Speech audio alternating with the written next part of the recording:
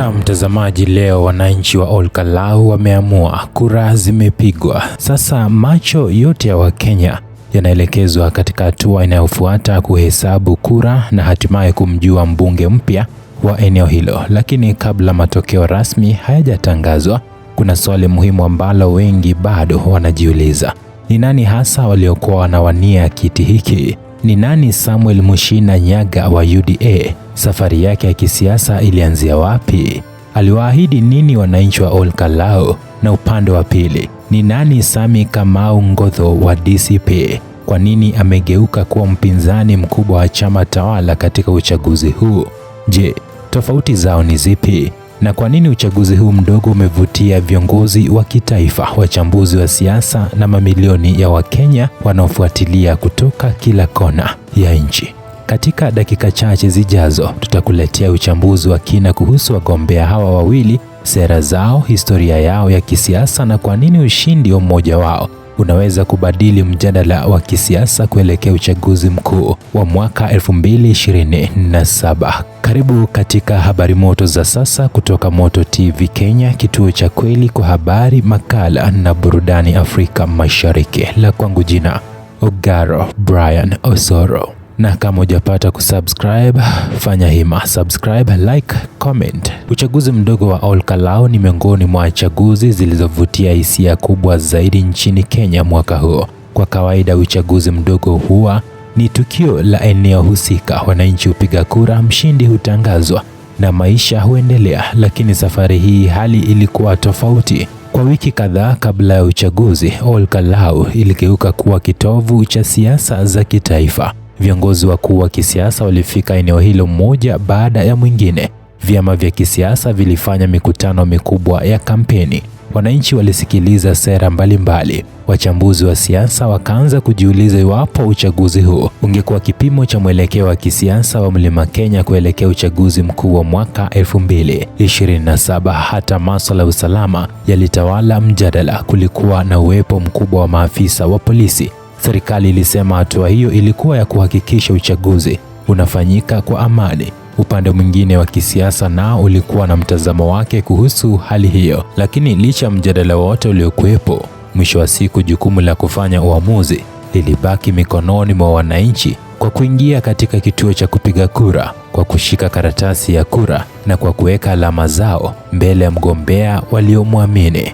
Lakini mgombea huyo alikuwa nani? Ni kwa msingi upi wananchi walitakiwa kufanya uamuzi wao? Na wagombea hawa wawili wakuu walikuwa wanajitambulishaje kwa wapiga kura? Katika uchaguzi huu mdogo, wagombea kadhaa walijitokeza kuwania kiti cha ubunge. Hata hivyo, macho ya wengi yalielekezwa kwa wagombea wawili ambao walionekana kuwa na ushindani mkubwa zaidi. Upande mmoja alikuwa Samuel Mushina Nyaga, mgombea wa United Democratic Alliance maarufu kama UDA. Upande mwingine alikuwa Sami Kamau Ngotho, mgombea wa Democracy for Citizens Party, yaani DCP.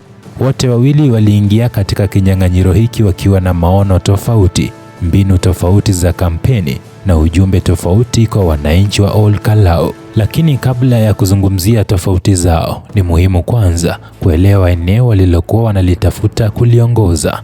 Olkalau si eneo la kawaida, ni makao makuu ya kaunti ya Nyandarua. Ni moja ya maeneo yanayojulikana kwa uzalishaji mkubwa wa mazao ya kilimo kama viazi, mahindi, ngano na mboga mbalimbali. Pia ni kitovu muhimu cha uzalishaji wa maziwa nchini Kenya. Kwa maelfu ya familia, kilimo si biashara pekee, ni maisha yao, ni chanzo cha kipato, ni njia ya kusomesha watoto, ni njia ya kulipa matibabu. Na ndiyo maana kila uchaguzi unapofika, masuala ya wakulima huwa sehemu kubwa ya mjadala wa kisiasa. Lakini si kilimo pekee. Wananchi pia wamekuwa wakitaka kuboreshwa kwa miundombinu ya barabara, huduma za afya, elimu, upatikanaji wa maji safi pamoja na nafasi zaidi za ajira kwa vijana. Haya ndiyo yalikuwa baadhi ya masuala makuu ambayo wagombea walipaswa kuyazungumzia walipokuwa wakiomba kura. Na hapo ndipo safari ya kuwafahamu wagombea hao wawili inaanza. Tuanze na mgombea wa chama tawala. Jina lake ni Samuel Mushina Nyaga. Katika uchaguzi huu mdogo, Samuel Mushina Nyaga ndiye aliyebeba bendera ya United Democratic Alliance maarufu kama UDA, chama kinachoongoza serikali ya Kenya. Lakini kwa nini UDA iliweka nguvu nyingi katika uchaguzi huu? Jibu ni rahisi. Kwa chama chochote kilichoko madarakani, kila uchaguzi mdogo huwa ni fursa ya kupima kiwango cha imani ya wananchi. Ni nafasi ya kuonyesha kuwa sera zake bado zinaungwa mkono na wapiga kura. Hivyo basi, ushindi katika Ol Kalou ungekuwa ishara kwamba chama bado kinaendelea kuwa na ushawishi mkubwa katika eneo la Mlima Kenya. Ndiyo maana katika kipindi chote cha kampeni, viongozi mbalimbali wa kitaifa wa UDA walifika Ol Kalou mara kwa mara. Walifika mikutano ya hadhara, walitembelea masoko, walizungumza na wakulima, walikutana na vijana, walitembelea makanisa na walikuwa na ujumbe mmoja mkuu, kwamba Samuel Mushina Nyaga ndiye mgombea anayefaa kuongoza Ol Kalou katika kipindi hiki. Lakini Samuel Mushina Nyaga mwenyewe alikuwa anawaambia nini wananchi katika mikutano yake ya kampeni? Ujumbe wake ulikuwa ukijengwa juu ya hoja ya maendeleo. Alisema Ol Kalou inahitaji mbunge ambaye anaweza kufanya kazi kwa karibu na serikali ya kitaifa ili kuhakikisha miradi ya maendeleo inafika kwa wananchi kwa haraka zaidi. Kwa maoni yake, ushirikiano kati ya mbunge na serikali unaweza kusaidia kuharakisha utekelezaji wa miradi mbalimbali inayohitaji fedha kutoka serikalini. Moja ya sekta aliyoizungumzia kwa uzito mkubwa ilikuwa kilimo, na hilo linaeleweka kwa sababu ukizunguka Ol Kalou utakutana na mashamba makubwa ya viazi, mahindi, ngano pamoja na shughuli za ufugaji wa ng'ombe wa maziwa. Hawa ndio wananchi ambao uchumi wao unategemea ardhi, lakini kwa miaka mingi wamekuwa wakikabiliwa na changamoto nyingi: gharama za mbolea, mbegu, mabadiliko ya bei za mazao, masoko yasiyo na uhakika, barabara mbovu zinazofanya mazao kuharibika kabla hajafika sokoni, na wakati mwingine hata changamoto za mabadiliko ya tabia nchi. Samuel Mushina Nyaga amesema mbunge mpya anapaswa kuwa daraja kati ya wakulima na serikali ili kuhakikisha changamoto hizo zinapungua. Pia amekuwa akizungumzia sekta ya maziwa. Nyandarua ni miongoni mwa kaunti zinazozalisha maziwa kwa kiwango kikubwa nchini, lakini wafugaji wamekuwa wakilalamikia bei, gharama za uzalishaji pamoja na upatikanaji wa masoko. Kwa mujibu wa Samuel Mushina Nyaga, sekta hiyo inaweza kuimarishwa kupitia ushirikiano kati ya serikali, vyama vya ushirika na wawekezaji ili kuongeza thamani ya bidhaa za maziwa na kuongeza kipato cha mkulima. Lakini hakuzungumzia wakulima pekee, aliwaelekeza macho pia vijana. Katika kila uchaguzi nchini Kenya, swala la ajira limeendelea kuwa miongoni mwa masuala makubwa yanayojitokeza. Maelfu ya vijana huhitimu vyuo vikuu na taasisi mbalimbali kila mwaka, lakini nafasi za ajira hazitoshi kukidhi mahitaji yao. Samuel Mushina Nyaga amesema vijana wa Ol Kalou wanahitaji mazingira yatakayowezesha kujiajiri, kupata mitaji ya biashara pamoja na kushiriki katika miradi ya maendeleo badala ya kusubiri ajira za kuajiriwa pekee. Kwa upande wa wanawake, ameahidi kuunga mkono vikundi vya kina mama kupitia programu za kiuchumi, mafunzo ya biashara na fursa za uwezeshaji ili kuongeza kipato cha familia. Aidha, amesisitiza umuhimu wa kuboresha miundombinu ya barabara za mashambani, akisema barabara nzuri si tu kurahisisha usafiri, bali pia hupunguza gharama za kusafirisha mazao kutoka shambani hadi sokoni. Kwa mtazamo wake, maendeleo ya kweli huanza pale ambapo mkulima anaweza kuvuna mazao yake, kuyafikisha sokoni kwa urahisi na kuuza kwa bei inayomletea faida. Huo ndio umekuwa msingi mkubwa wa ujumbe wa kampeni wa Samuel Mushina Nyaga. Lakini kama ilivyo katika kila uchaguzi wa kidemokrasia, kila hoja huwa na upande mwingine, na hapo ndipo tunaanza kumfahamu mgombea ambaye alisimama upande wa pili wa ulingo wa kisiasa. Sami Kamau Ngotho aliingia katika uchaguzi huu akiwa na mtazamo tofauti, ingawa lengo lake lilikuwa lile lile la kuomba kura za wananchi wa Ol Kalou. Njia aliyochagua kuwasilisha ujumbe wake ilikuwa tofauti na ile ya mpinzani wake. Kwa wengi katika Nyandarua, Sami Kamau Ngotho si jina jipya. Ni mwanasiasa ambaye ameshiriki katika siasa za eneo hilo kwa miaka kadhaa na ambaye amewahi kuhudumu kama MCA wa Karau Ward. Nafasi hiyo ilimpa nafasi ya kufanya kazi kwa karibu na wananchi, kusikiliza changamoto zao na kushiriki katika uongozi wa serikali ya kaunti. Baada ya kipindi chake kama MCA, aliamua kupanda ngazi nyingine ya uongozi kwa kuwania ubunge wa Ol Kalou katika uchaguzi mkuu wa mwaka 2022. Ingawa hakufanikiwa kushinda uchaguzi huo, hakujiondoa katika siasa. Aliendelea kujenga mtandao wake wa kisiasa na kuendelea kushirikiana na wananchi wa eneo hilo. Mwaka 2026 alijitokeza kuwania tiketi ya Democracy for the Citizens Party maarufu kama DCP. Katika mchakato wa uteuzi wa chama hicho, alikabiliana na wagombea wengine kadhaa, lakini akaibuka mshindi na kuwa mgombea rasmi wa DCP katika uchaguzi mdogo wa Ol Kalou. Hapo ndipo safari mpya ya kisiasa ilipoanza. Tofauti na ujumbe wa UDA uliokuwa ukisisitiza ushirikiano na serikali ya kitaifa, Sami Kamau Ngotho alijenga kampeni yake juu ya hoja ya uwakilishi wa wananchi. Katika mikutano yake ya hadhara, mara nyingi alikuwa akiwaambia wananchi kwamba kazi ya mbunge si kushangilia serikali pekee, bali ni kuwa sauti ya wananchi ndani ya bunge la taifa. Kwa mtazamo wake, mbunge anatakiwa kusimama pale wananchi wanapokumbwa na changamoto, anatakiwa kuuliza maswali, anatakiwa kufuatilia matumizi ya fedha za umma, anatakiwa kuhakikisha miradi ya maendeleo inafanyika kwa uwazi, anatakiwa kutetea maslahi ya wapiga kura wake bila woga. Huo ndio ulikuwa msingi wa kampeni yake. Lakini kama ilivyokuwa kwa Samuel Mushina Nyaga, Sami Kamau Ngotho pia alielekeza nguvu nyingi kwenye sekta ya kilimo. Aliwaambia wakulima kuwa changamoto zao hazipaswi kuishia kwenye hotuba za kampeni. Kwa maoni yake, mkulima anahitaji sera zinazomwezesha kupata pembejeo kwa wakati, kuuza mazao yake kwa bei yenye faida na kupata masoko ya uhakika. Alisema uchumi wa Ol Kalou hauwezi kukua ikiwa mkulima ataendelea kupata hasara kila msimu wa kilimo.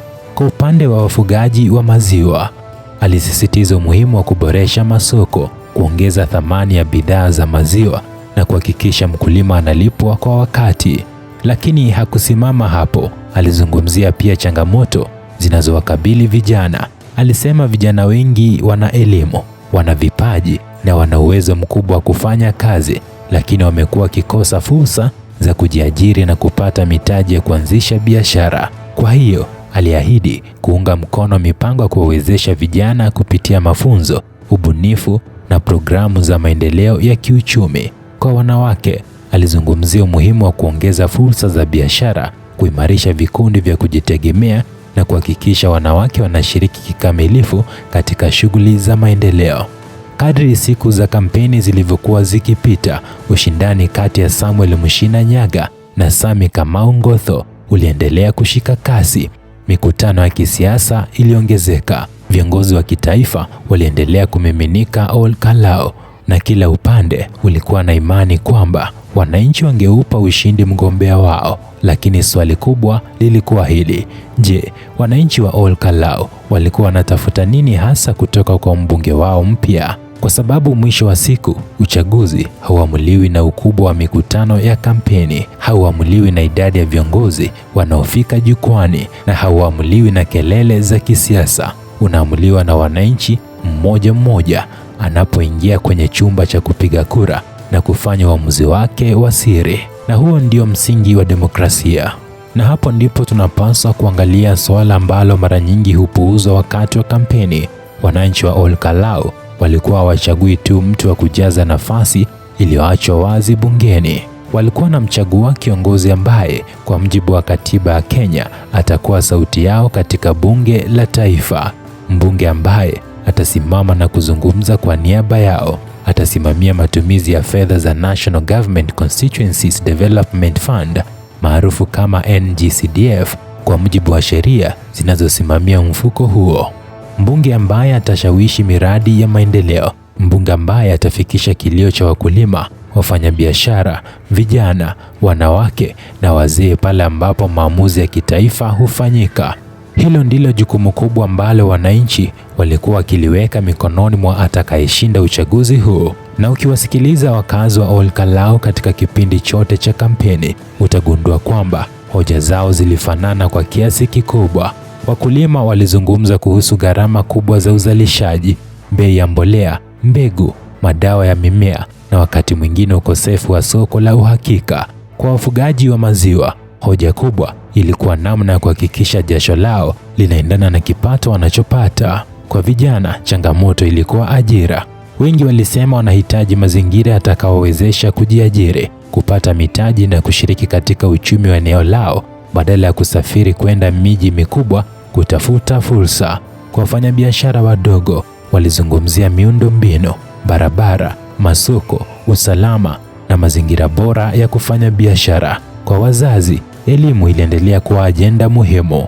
Walitaka kuona shule zikiendelea kuboreshwa na wanafunzi wanaostahili wakipata ufadhili kupitia programu zinazotolewa kwa mujibu wa sheria. Haya ndiyo mambo ambayo wananchi walikuwa wakiyapima walipokuwa wakisikiliza wagombea. Na hapa ndipo uchaguzi huu ulipozidi kuwa wa kipekee, kwa sababu licha wagombea kuwa wawili waliotawala mjadala, wananchi wengi walikuwa wakisema jambo moja: hatutaki maneno mengi, tunataka matokeo. Kauli hiyo ilisimama kama ukumbusho kwamba wapiga kura wa leo wanafuatilia zaidi utekelezaji kuliko ahadi. Na ndiyo maana katika kampeni zote mbili, wagombea walijitahidi kueleza si tu kile wanachotaka kufanya, bali pia namna wanavyodhani wanaweza kukifanya. Kwa upande wa Samuel Mushina Nyaga, hoja kuu ilikuwa ushirikiano na serikali ya kitaifa kama njia ya kurahisisha maendeleo. Kwa upande wa Sami Kamau Ngotho, hoja kuu ilikuwa uwakilishi thabiti, uwajibikaji na kuhakikisha sauti ya wananchi inasikika bila kuyumbishwa na misimamo ya kisiasa.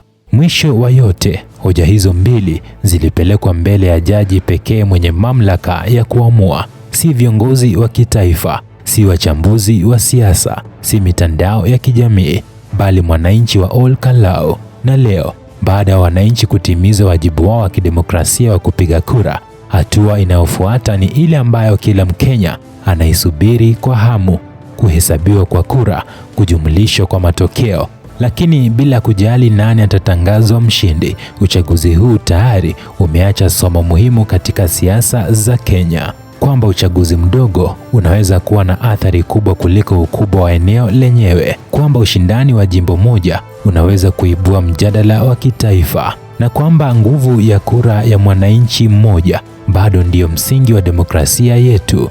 Macho ya taifa sasa yanaendelea kuelekezwa Ol-Kalou, si kwa kelele za kampeni tena, bali kwa kile ambacho masanduku ya kura yatakuwa yamesema. Kufikia hapo basi, sina budi kutia tamati kwenye habari moto za sasa. Jina langu Ogaro Brian Osoro. Asante kwa kuendelea kuamini Moto TV Kenya, kituo cha kweli kwa habari, makala na burudani Afrika Mashariki. Usisahau kulike, kusubscribe, kucomment na kushare, na uwashe kengele ya arifa ili usikose taarifa zetu zote kuhusu uchaguzi huu na habari nyinginezo muhimu kutoka Kenya na duniani. Salia na Mwenyezi Mungu hadi baadaye. Kwa sasa, kwa heri.